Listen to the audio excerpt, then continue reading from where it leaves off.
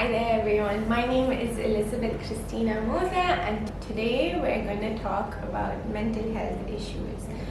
Specifically two mental health issues that I have suffered from and a lot of people that I've come in contact with, such as friends who are also struggling with the same issue. So I felt a calling towards making this video to create awareness and people learning about mental health and in time also making it less taboo subject. Also to help people be aware of themselves, also be aware of friends or family members, and to be sensitive to this issue. So the two mental health issues that I have suffered from and have been diagnosed for are bipolar and schizophrenia. So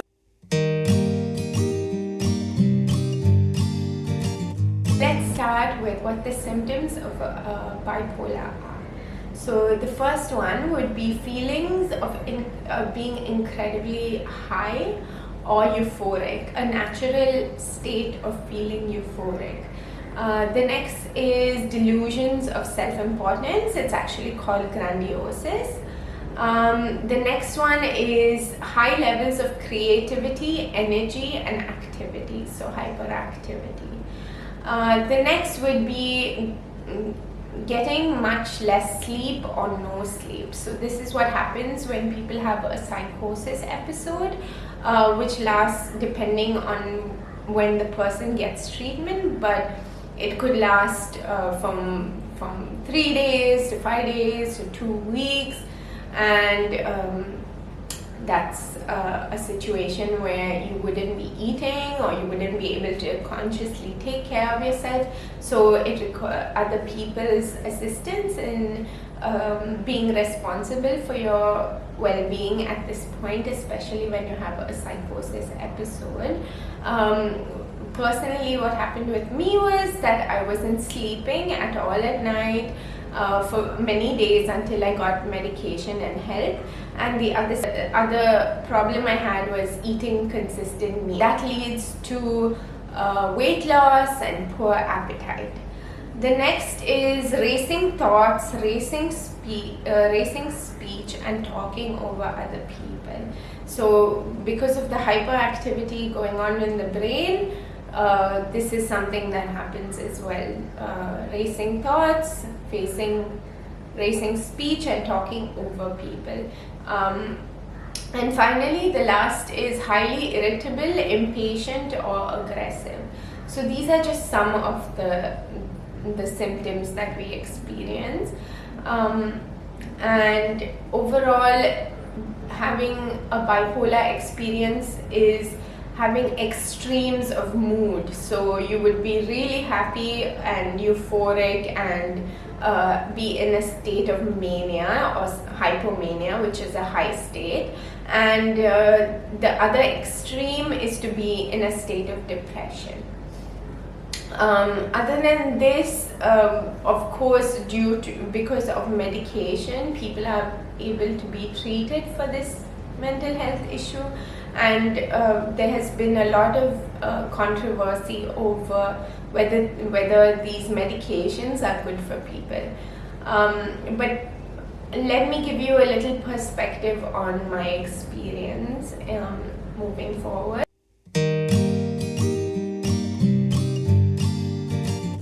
Now let's talk about another thing I was diagnosed with, which is schizophrenia. So what is schizophrenia? Schizophrenia is a state of being in a psychosis episode. So it would involve hallucinations, actually having visions without being induced by any substance or anything like this. Delusional thoughts, this is a big one. So the person kind of, the way they speak and they don't really make sense. And their thoughts are not real and created from fear and delusion. The next is disorganized thinking, which also relates to the delusional thoughts. And then there's lack of motivation. So the person is in a bit of a depressed state and unable to lift themselves up and be motivated. But this is not necessarily in the psychosis episode, but more as a general state of being when someone has a mental health issue like schizophrenia. Of the other symptoms are slow movement. This is also a big factor. Of course, if you're depressed, then there's slow movement. Change in sleep patterns, so one night they may sleep really well, another night they may sleep longer or less, and it fluctuates.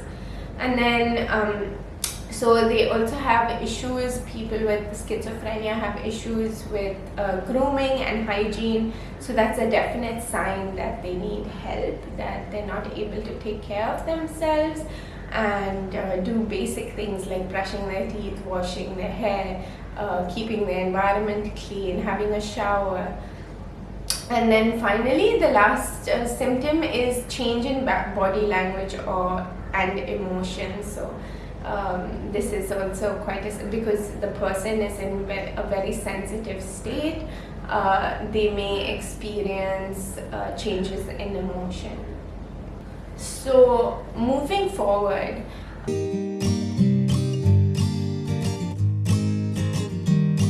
when a person has bipolar or schizophrenia, the issue is basically an imbalance of brain chemicals. So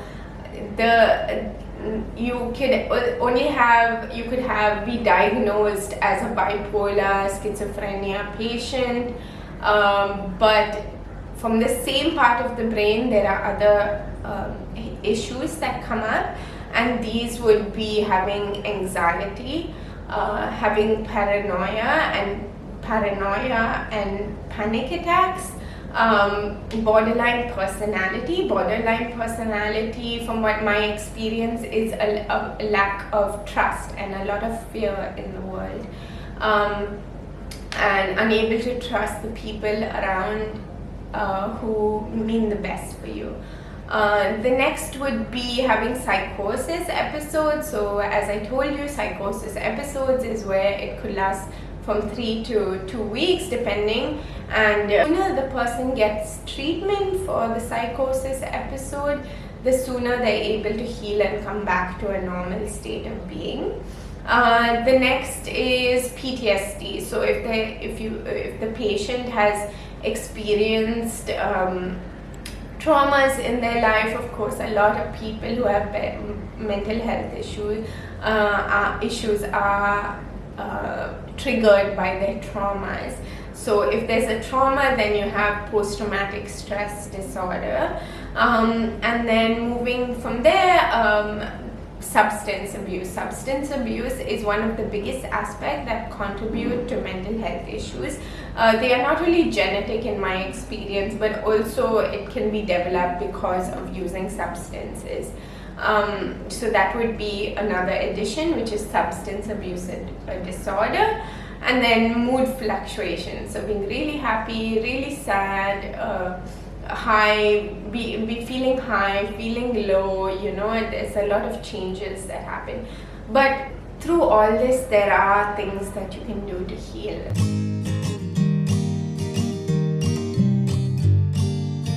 One of the most difficult things in having a mental health journey is realizing that your mental health is in your hands. So when you're in a aware state and you're in reality, of course, and not during an episode, but when you are in an aware state, you need to realize that mental health is within your own hands, and it's a journey. It's a journey of finding the right doctor, it's a journey of finding the right medications, it's a journey of finding the right diagnosis.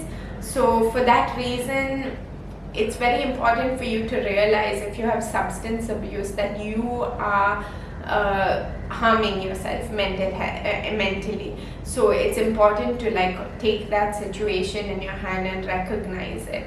So being aware that your mental health is in your own hands is a very powerful place to be, and the only things you need to give yourself are the right medication through the right doctor and therapy and following a routine. So the thing is, for me, from my personal experience, people with bipolar need to be on medication.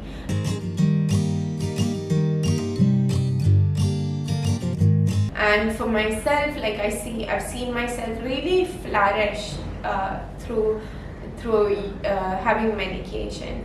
And for me, it's going to be a lifelong commitment of taking medication every day, getting therapy when I need it, and following a routine. It's a long process, but I'm making this video in order to help you find a solution to your issues. So that's why I recommend this doctor. I recommend that you take medication without reading on the internet, because there's a lot of controversy over that. And doctors, they study for 12 years and a medication is really people create medication with a lot of thought and experimentation. Doctors study for 12 years and longer just to be able to be where they are and prescribe medication. So it's important to trust that, and if your doctor says what his prescription is for you, it needs to be followed. Therapy has been really good for me because, as I told you at the beginning of my mental health journey, I was a little resistant to getting therapy, and now that I realize that the medication and the therapy are 50-50. So you need to have the medication and you need to have the therapy.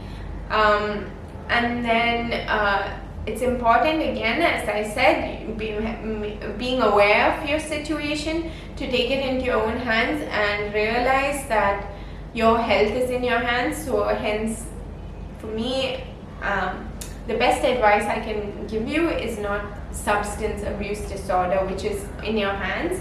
And a way to come out of the substance abuse is to self-discipline and to take this step.